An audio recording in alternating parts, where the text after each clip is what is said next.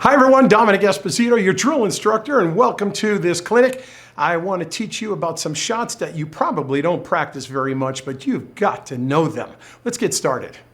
Here's a complete drill setup for practicing shooting over the top of balls. Now what's happening is this half of the balls are going to go into this pocket, this half of the balls will go into the top. Now you notice I have a cue ball in each of these four positions, and this is frozen to this object ball. I've got one ball apart, two balls apart, three balls apart, and then I've got a blocker or obstruction ball, again, at a varying distance behind it. The same is happening on this side.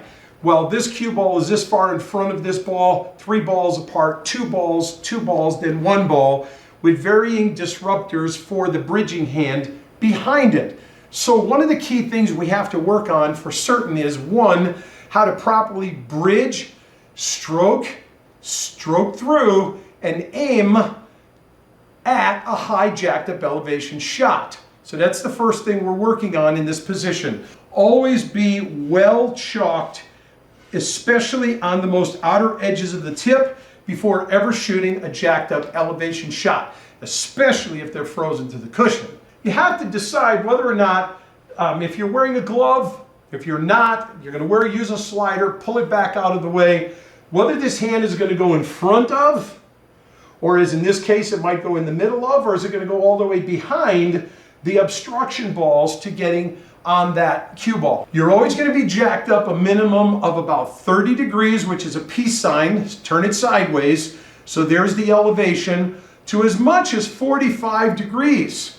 And that's going to substantially impact the cue ball, because anything remotely, even a 1/16 of an inch off the dead center axis of the cue ball is going to begin to massay the cue ball left or right. If I were to step from way back here, that's a long reach, but it's possibly comfortable. And I would move the backhand back further so that at the point of contact, I'm still vertical. I'm not pushing through the cue ball at contact. The other thing you want to be so focused on is your eye pattern, because this is not your standard shot and it's easy to get your eye pattern confused. So first things first, put your bridge hand down on the table where you think you'll be comfortable. Press the palm down to get the thumb up. If your palm is up, even at a 30 to 45 degree angle, your thumb is going to be pointing down and you could slide. Any touching on any one of these balls by your hand or your cue should automatically be a foul. You especially want to notice when you leave your opponent with a defensive or difficult shot and you have them shooting over a ball. Pay extra special attention to their clothing or any other part of their body. So even in your case, tuck your clothing right in so there's no accidents with something that is rubbing and moving against the ball. So as you're up, hand down, thumb is up, aim at the top of your aim, over the top of the ball, get your aim line, then elevate up, check your back hand. If it's not where it belongs, move it back, come back up, then come back down. Begin all your pre-stroking, then release the shot.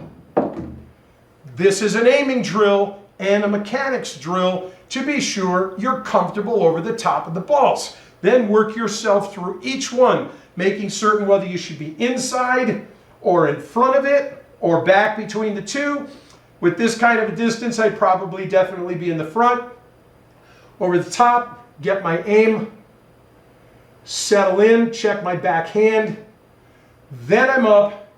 And at this point, when I know I'm solid with my aim, that's when I begin my pre-stroking. Don't come down on this pre-stroking. Too many accidents can happen and you deserve it if they do. So don't do that, okay? Especially when you're frozen over the top, be very careful you're not over gripping the backhand. It's too easy to hydroplane the front, and that causes these miscues so easily. Once you're pretty confident and you have a good solid shot with the cue ball aiming factor drills, and you're not too much massaying left or right or miscuing with hydroplaning, then go ahead and just set up some short shots that you can work with. One would be frozen to this ball, shooting on top to the one ball. Set your aim, check your position, rise up, get your eye contact perfect, good. then begin your pre-stroke, then take the pre-shots. Now start with small. Now here in this position here, I'm a little further back from one ball from the cue ball, but a little more distance on this object ball. Here I have a much bigger distance, 2 balls with the obstruction ball. I might want to be behind the ball when I get this one further back here. And this one here, I might even have to be in a position where I might be over the top of the rail and on top of the ball. But work on shorter shots until eventually you could build up to the longer ones.